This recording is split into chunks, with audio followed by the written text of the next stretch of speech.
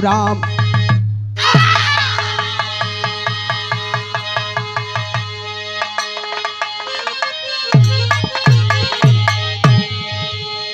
आए हिमालय बुला ले उस फवलादि को, काल भी हाल सुन जिनका थर्रा गया। पन के मर्दानी वो थी लड़ी जंग में, अरे देख गोरों का शासन था घबरा गया। रूप काली कराली का उस दम था उसका, अरे जो दुश्मन के खातिर कहर बन गई। माता बूदा को सत सत नमन यारो मेरा, अरे मर के जो नाम अपना ये मर कर गई।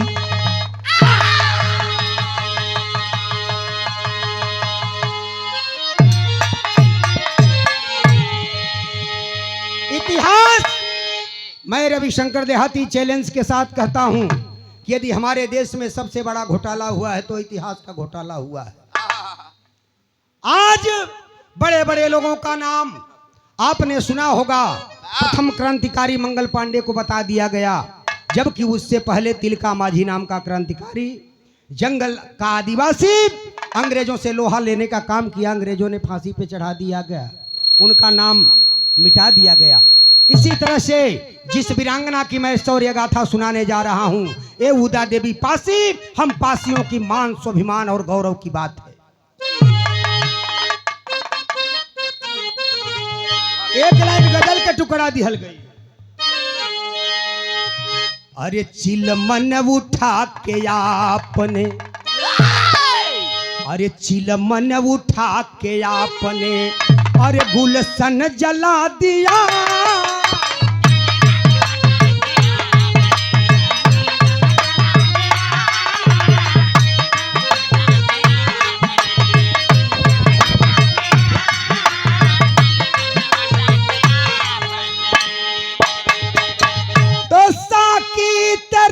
शराब में और लज्जत नहीं रही, या मुझको मैं किसी से मोहब्बत नहीं रही। तो चिलमन उठा के, अरे चिलमन उठा के आपने, अरे गुलशन जला दिया। चिलमन उठा के आपने गुलशन जला।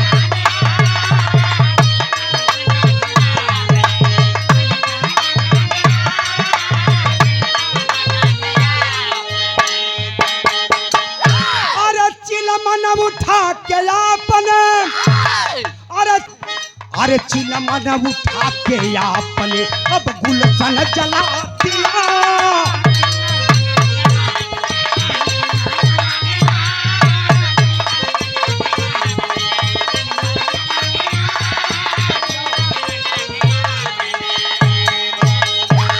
अरे चिलमन उठा के आपने, अरे गुलशन जला दिया है।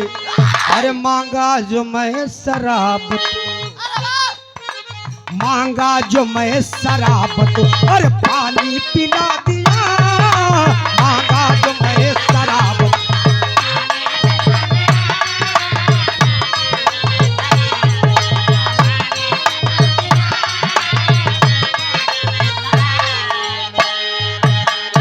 मगर धन्य है अरे ऐलान जंग में वो, ऐलान जंग में वो, अरे जौहर दिखा गई।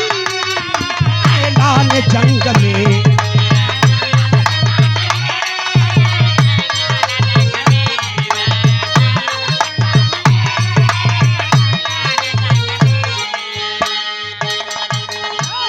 अधुआद कहना है, गौर करिएगा। ऐलान जंग में वो, ऐलान जंग में वो, अरे जौहर दिखा गई। ऐलान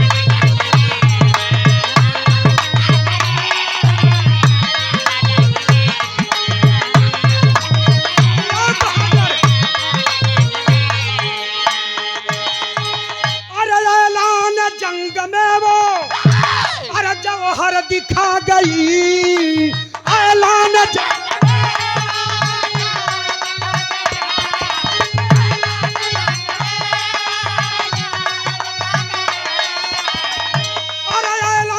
जंग में वो अरे जौहर दिखा गई, अरे रण में वो दुश्मनों के, रण में वो दुश्मनों के, अरे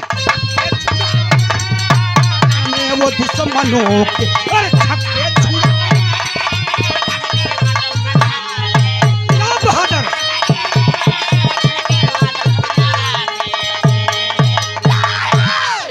ए बाबू, यही से कहानी की शुरुआत भी हल गई, नजम का लाइन लगा।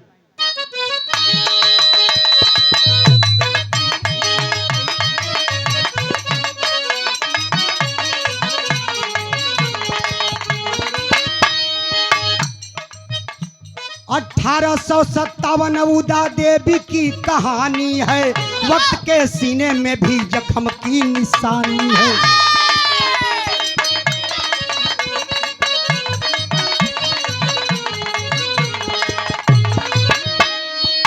बचपन से उदय अस्त्र शस्त्र से ही खेली थी, बरछी कृपाण कटारी जिसकी सहेली।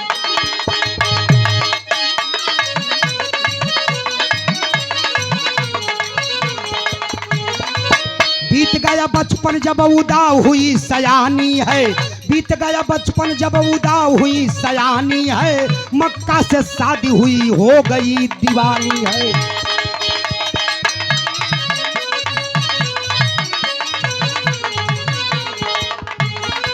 शादी के बाद आशियाना सजाना सीखा, शादी के बाद आशियाना सजाना सीखा, पति से उदा ने बंदूक चलाना सीखा।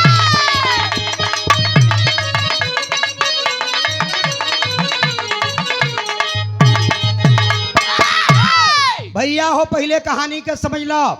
लखनऊ की पावन धरती उजरियाओं की रहने वाली उदा देवी पासी, बचपन से तीर धनुष चलाने का बड़ा ही शौक था। धीरे धीरे जब सयानी होती हैं तब मक्का पासी से उनकी शादी हो गई, जो वाजिद अली शाह की सेना में सेनापति हुआ करते थे। जब शादी भई ले बाबू, उदा देवी अपने पति से जिद करे लगली। जिद का कैली कि ए सैया, आप सेना में सेनापति हवा तो हमहू के तनी है गोली बंदूक चलावे के सिखावा, तीर धनुष तो बड़ी चलौनी राजा। कैसे एक लाइन गीत दिया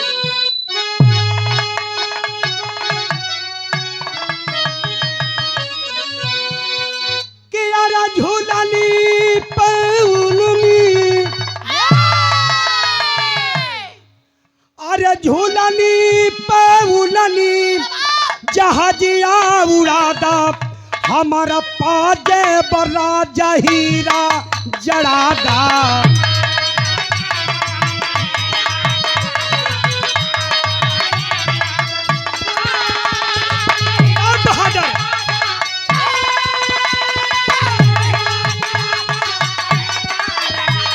हमारा पाजे बरा जहीरा जड़ादा, हमारा पाजे बरा।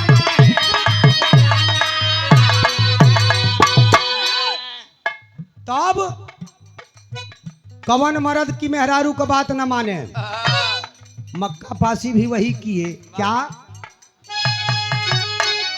अरे पति जी के संग उदा अरे सथवा निभावे, अरे बलम गोरी को गन चलाना सिखावे, बलम गोरी को गन चलाना।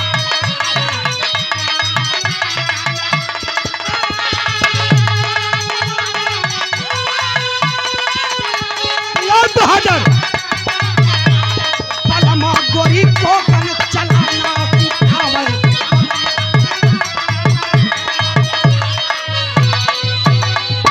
तब अरे युद्ध कला में निपुण भैली शेरनिया, अरे भर्ती हुई जाके महिला पलटनिया।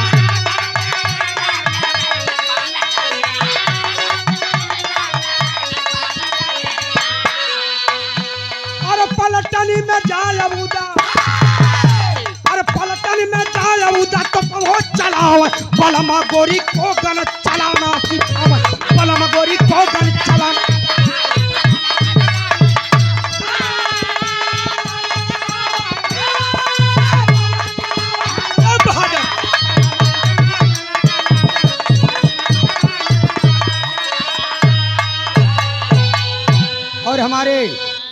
कुलदीप भैया के बुआ जी नेवादा की पावन धरती से बुआ जी की ओर से 500 रुपए का स्नेह सम्मान आया है। चरणों में सादर नमस्कार अभिनंदन मंदन सभी के भोजपुरी में पौलगी बाई है भैया। यदि कुछ हो गलती हो जाए तो माफ करी। आज 15 साल के बाद उजाला के देखली है तो हम के गावे के मन कर गई है। चल भैया, मगर देखें धीरे धीरे उदा देवी के वीरता का चर्चा पहुंचल कहाँ। एक लाइन गीत दिहल गई।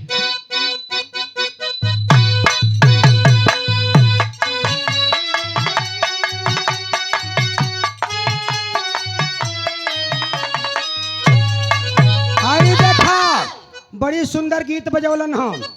जब गांव में पहले वो इंद्रासनी के नाच होखे, लवंडा पाल टांग के गावे या नाचे दादा, उहे गीत बा। ए हाँ ए हाँ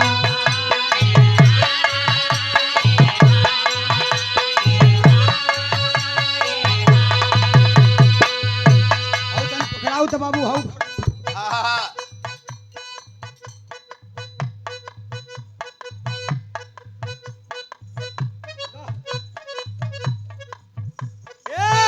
ए हा हा ए हा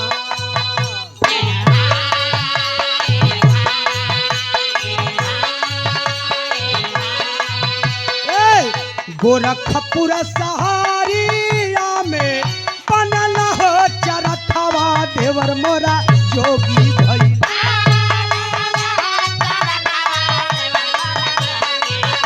अरे बनल हो गोरखपुर सहारिया में बनला चरखवा देवर मोरा जोगी।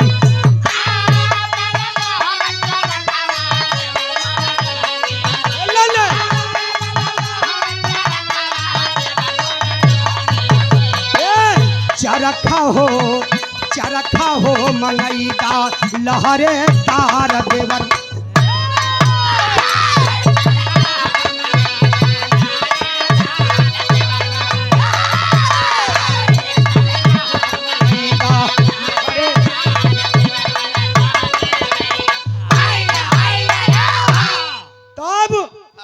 अरे सुनली बेगम अबूदा जी के अरे वीरता का खबरिया मनवा पागल भइले।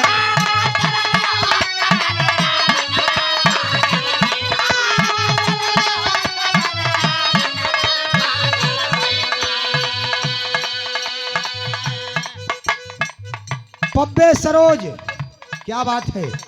ई देखा हम रविशंकर देहाती के पंसौआ में उतना खुशी ना होला, मगर जब भाई फटहिया जेब वाला लोग 10 रुपया देला ना भैया तब करेजवा गदगद हो जाला।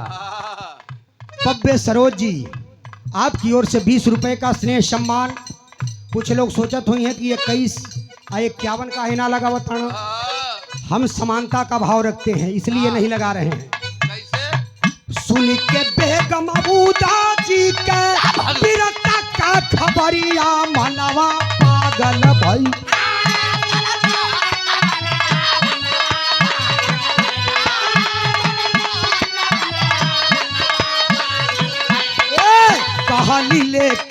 कहली लेके मन में उदगार जियारा पागल भइले।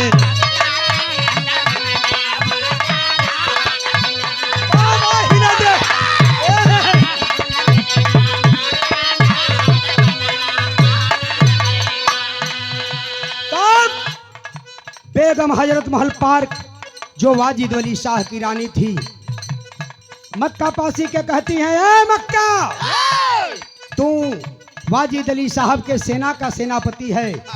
मैं चाहती हूँ कि तुम्हारी बीबी तुम्हारी पत्नी उदा मेरी महिला पलटन की सेनापति हो। और इसी बात के लिए प्रमादनीय प्रधान जी श्रद्धेय श्री धर्मेंद्र सरोज साहब भैया की ओर से पुनः 500 रुपए का स्नेह सम्मान है। बहुत बहुत साधुवाद नमन बंदन। बड़े भैया श्रद्धेय श्री अमित यादव जी बिजहरा की पावन धरती से 200 रुपए का स्नेह सम्मान आया है। बहुत बहुत साधुवाद। और मैं यही कहूँगा अपने यादव समाज के भाइयों से भी कि दुनिया का इतिहास पढ़ने से अच्छा है कि एक बार अपने पूर्वज ललई यादव को भी पढ़ लिया करिए। इसलिए मैं कह रहा हूँ साथियों, सुन के बेगम अबूदा जी के पीरत के खबरिया मनवा पागल भइले।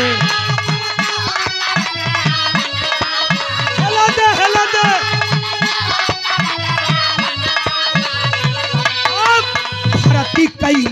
भरती कैली से नवा में तब यार मगवा पागल भइले।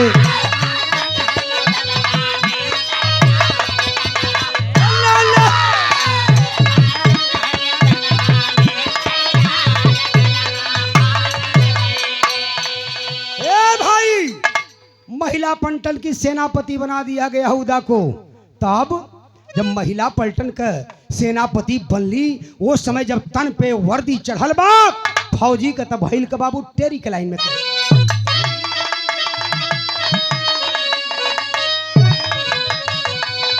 अरे मोरे राम, अरे उदाजी तब फवलादी बन गई।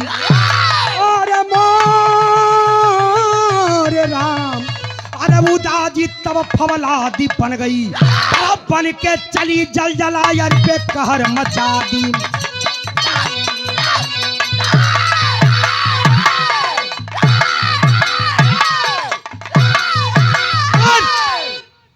तब उधर भैया भी कुछ दिन सेनापति बनले भइल, तब तक इधर अंग्रेज फैजाबाद की तरफ से चढ़ाई कर देते हैं। आज जब फैजाबाद के तरफ से चढ़ाई कैलन, चिन्हट के पास जैसे पहुंचलन, वहां मक्का पासी अपने 800 पासी सैनिकों के साथ मोर्चा संभाले तैयार थे। आज जैसे उधर अंग्रेज अइलन बाबू, आमना सामना भइल बा, तो चौक में कहे के बाबा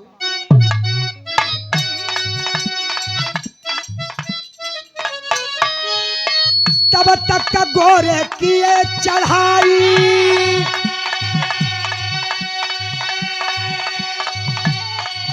अरे ठीक चिन्हट के उसका,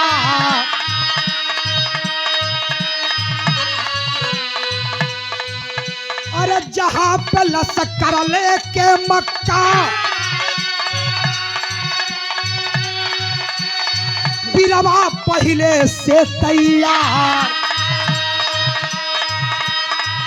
अरे यार पार का छिड़ल लड़ाई, बहन लगी खुनवा की धार। पार का छिड़ल लड़ाई, बहन लगी खुनवा।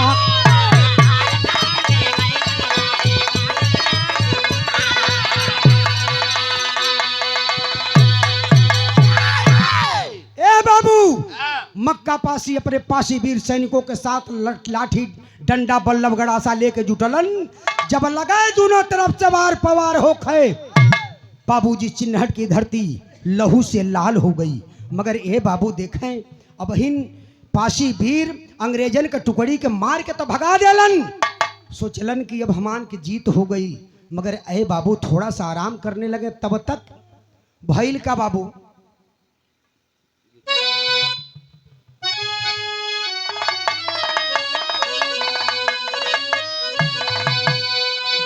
उहे गीत के लाइन निकल गई कि अब हरियर, अरे अब हरियर में हदिया का पात बरात द्वारे पहिले रे मिटवा।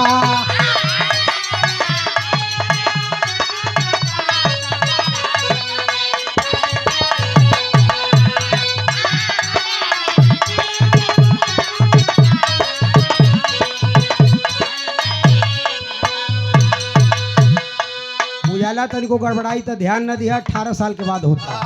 अब हिन हरियर में हदिया कपात बरात द्वारे पहिले रे मिटवा।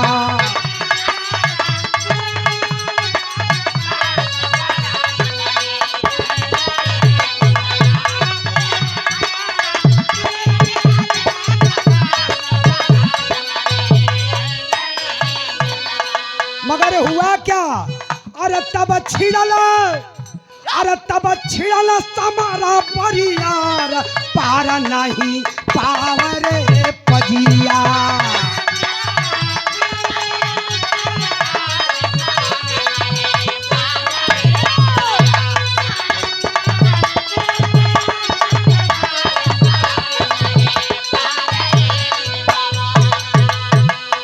हानि हानि मक्का करते वार अगर जेते गयूर तलवार पार नहीं पावे रे पजिया पार नहीं पावे रे पजिया भैली गोरी लसकरिया फरार पार नहीं पावे रे पजिया।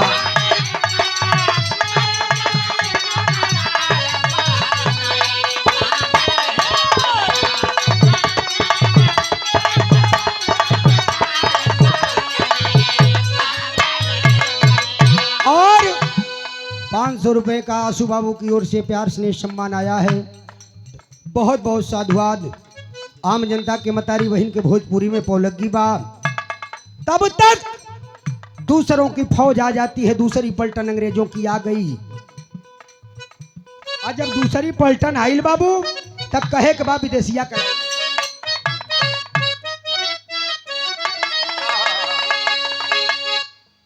उठा। अरे तब तक गोरवन के आई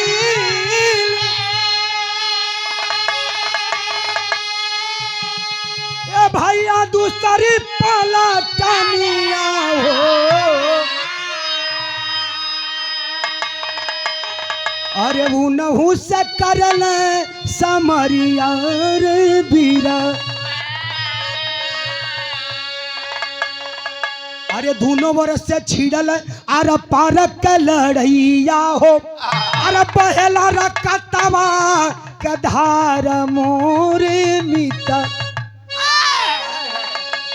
लेकिन ऐ बाबू कहाँ देसी हथियार लिए फांसी वीर सैनिक, कहाँ अंग्रेजों के पास आधुनिक अस्त्र शस्त्र, ज्यादा तक देर तक टिक नहीं पाए।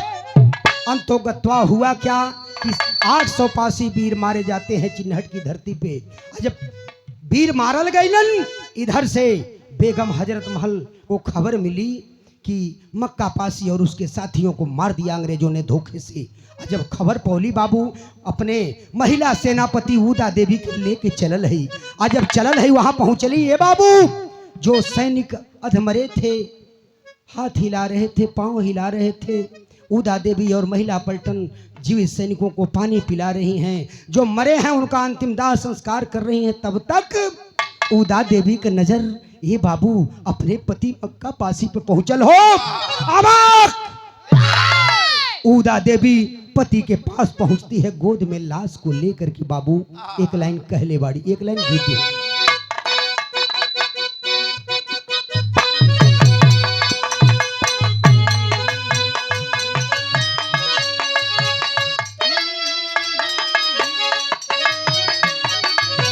वह गीत का लाइन बा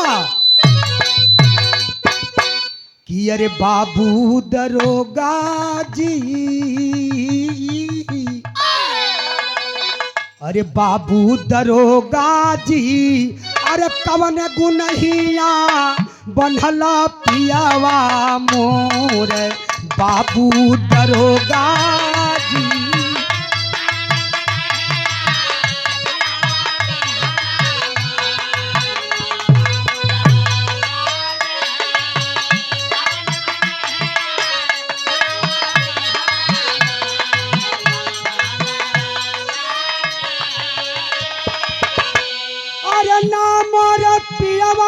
चोरबई मनवा हमारो बलम रहल निदिया में मातल। अरे गईल सड़किया पे सोई बाबू दरोगा जी, अरे बाबू दरोगा जी, कवने गुनहिया बनला पियवा मोर बाबू दरोगा।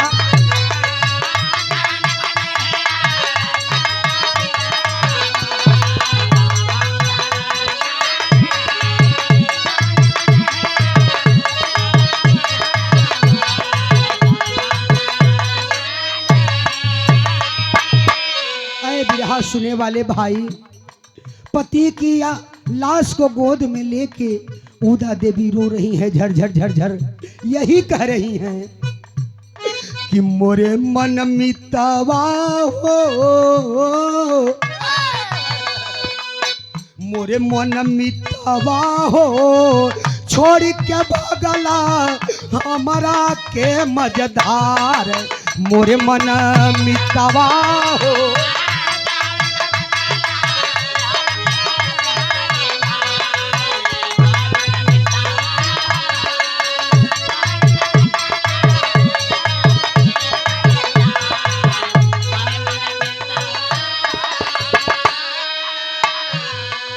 तब तक नजर पड़ती है बेगम हजरत महल की, सर पे हाथ रख के कहती है रे उदा, अरे उदा, ये रोने का टाइम नहीं है। इधर से गोरी फौज सिकंदर बाग के तरफ बढ़ रही है और तू यदि पति की लाश को लेके रोती रहेगी तो सिकंदर बाग भी नेस्तो नाबूद हो जाएगा। तब ए भाई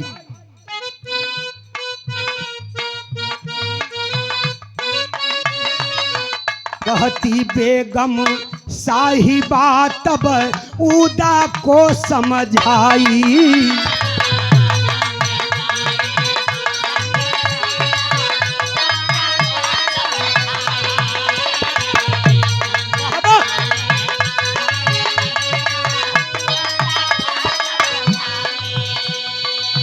ऐसे जो तू रन में रोबू, ऐसे जो तू रन में रोबू पापी कैले चढ़ाई हो रामा।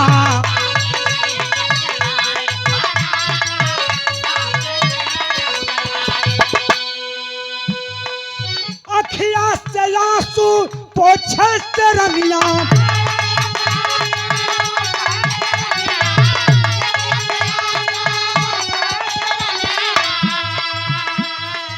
चलली दुनाली संभार, अरे मोरे मितावा हो कि अरे मोरे मितावा होई लड़ाई अब तैयार पार, अरे मोरे मितावा होई लड़ाई अब तैयार पार।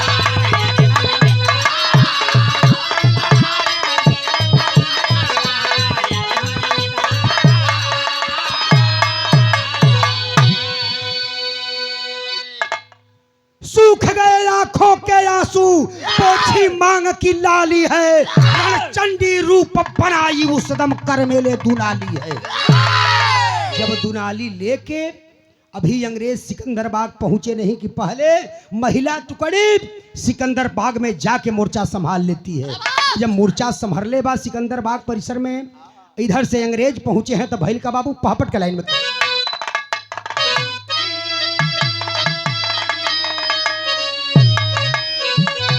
अरे चंडी रूप बनाई तब भवनिया बीच रनवा में, अरे चंडी रूप बनाई तब भवनिया बीच रनवा में, अरे काटब अब तक गोरवन का गर्दनवा बीच रनवा।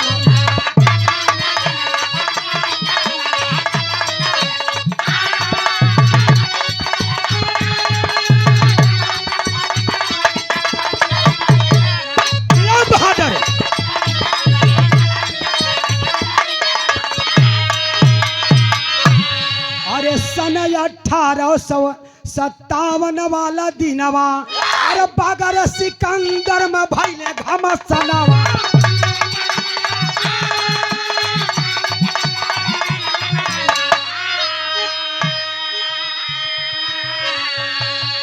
अरे बन मर्दानी उदा करे तूफानवा बीच रनवा में, अरे लगी काटने गोरवन के गर्दनवा बीच रनवा। ए बाबू दोनों तरफ से आर पार की लड़ाई मची है। आज जब लड़ाई मचल तनी आल्हा का लाइन दिहल गई,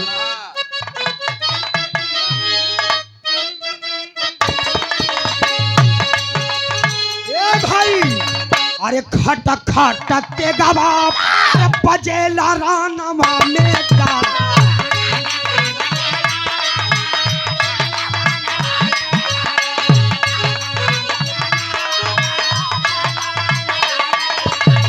छपका छपका अब बोले ले तलवा,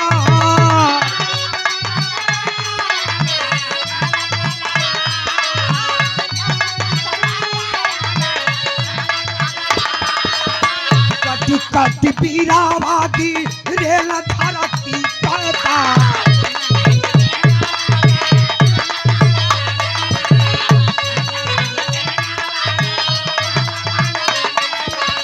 चारू ओर बहेला रकतवा के धार।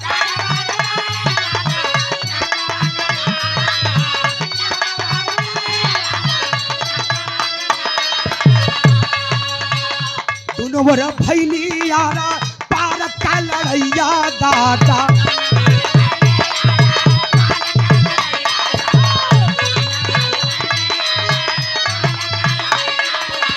बिचारा नवा में अब मचला हाहाकार।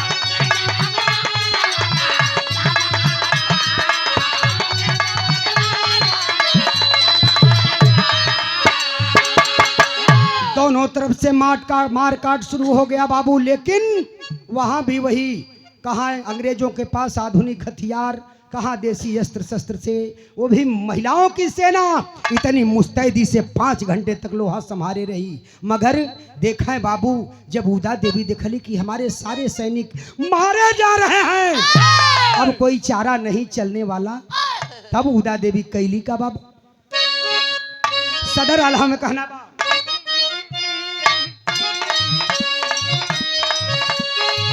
अरे दुश्मन के अपन है बचाई के नजरी।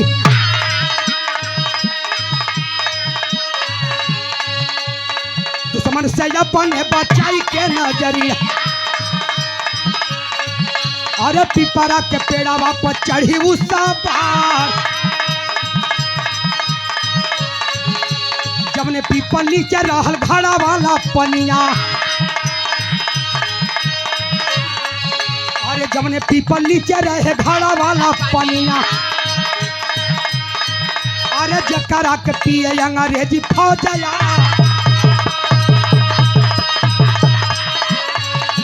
ऊपर से उदा मारे साध के निशानावा। अरे घोड़े रे सिपहिया गिरे न बहारा।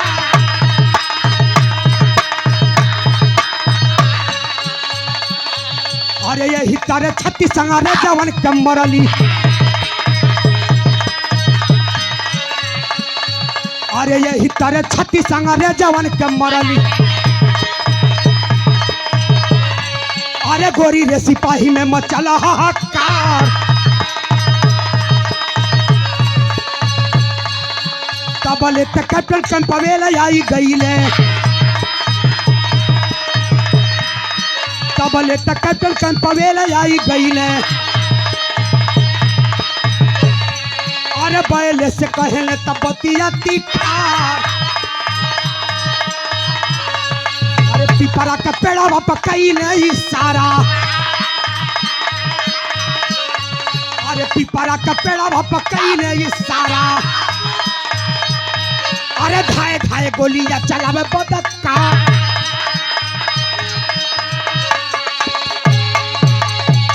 अरे गोलियां लगल सरनी गिरली धरतिया। अब अच्छा स्थान देखा न गईले दिखाए।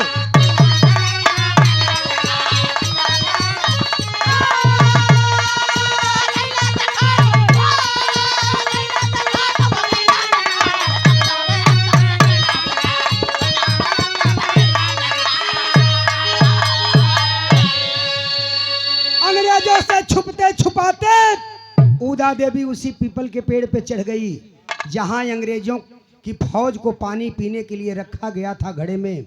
जैसे अंग्रेजी फौज का सिपाही आवे घड़ा से पानी पिए की कोशिश करें, तबले ऊपर से मारे ठाए गिर के किनारे हो गई। नहीं यही तरह 36 अंग्रेजों को माता उदा देवी ने मौत के घाट उतार दिया। आखिरकार हे बाबू, अंग्रेजों का कैप्टन कैंपबेल आता है, देखता है सिपाहियों की दशा। दूर से पैनी नजर डालता है, किसी के सर पे गोली लगी है, किसी के कंधे पे गोली लगी है। समझ जाता है कि माजरा कुछ गड़बड़ है। कैप्टन वैलेस को बुला के इशारा करता है, इशारे में कि लगता है कि पेड़ के ऊपर दुश्मन छुपा है। कैप्टन वैलेस ने सिपाहियों को आदेश किया, तर तर तर तर गोली लगी चलने, पत्ता पत्ता बिखर गया। वही में बाबू 2-4 गोली उदा देवी के सीना में भी लगल हो। और जब सीना में लगल बा, खर खर खर कर करके नीचे आके उदा देवी गिरती है।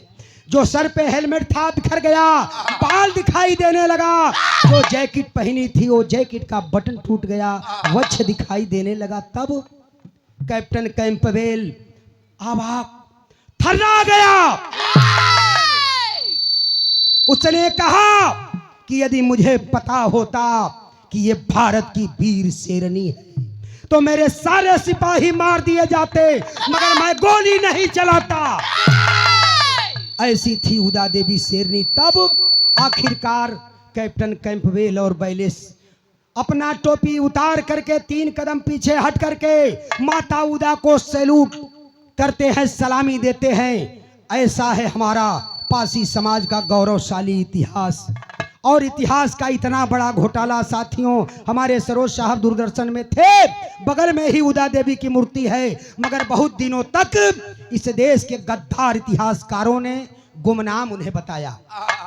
वो तो शुक्र है दाऊद जी गुप्ता का जब मेयर हुए तो जा करके लंदन से अंग्रेजों की लाइब्रेरी से उनका चित्र बना के लाए, कहानी लिख के लाए, तब जाके हमारे समाज की उस वीरांगना को पहचान मिली जिसे उदा देवी नाम दिया गया। ऐ साथियों, इसीलिए मैं कहता हूं आप कुछ भी करिए मगर अपना इतिहास जरूर जानिए, नहीं तो आजकल चाहे सरकार जो भी आए जाए, राज जिसका हो, एक मक्कारी चल रही है कि जिसे मिटाना हो उसका इतिहास मिटा दो, अपने आप मिट जाएगा। मेरी बात समझ में आ जाए तो ताली ओली बजा लो, सन्नाटे में ना रहो। हाँ, इसलिए अपना इतिहास जानना बहुत जरूरी है। आखिरी में कहना बा,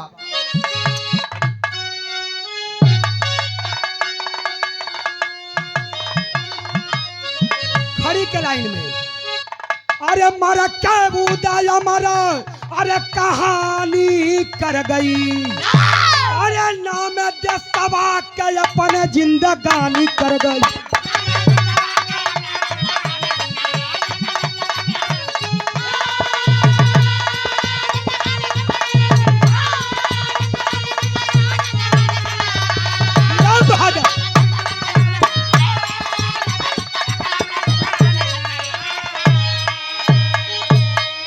और दीपक भैया की ओर से 500 रुपया का स्नेह सम्मान आइल बा, प्यार आशीर्वाद आइल बा, बहुत बहुत नमन बंदन बा, साधुवाद बा। कहना है, धन्य धन्य है उदा देवी अमर तेरा बलिदान, अरे सिकंदर बाग में मूर्ति अब लगल बयाली शान हो,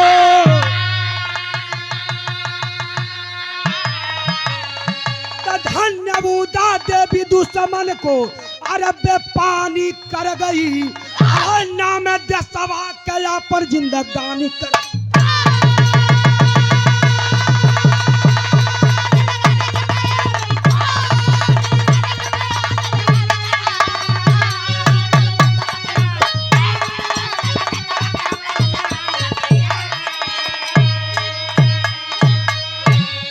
गुरु बिहारी गुरु गणेश गुरु राम लाल मोरे बांका, अरे कथन करे कवि राम कृत राम करण कब विजय पताका हो, अरे उदाजी तब फवलादी बन गई, अरे लिखते देहाती बिरहा कोहरा मचा दी, उदाजी तब फवलादी बन।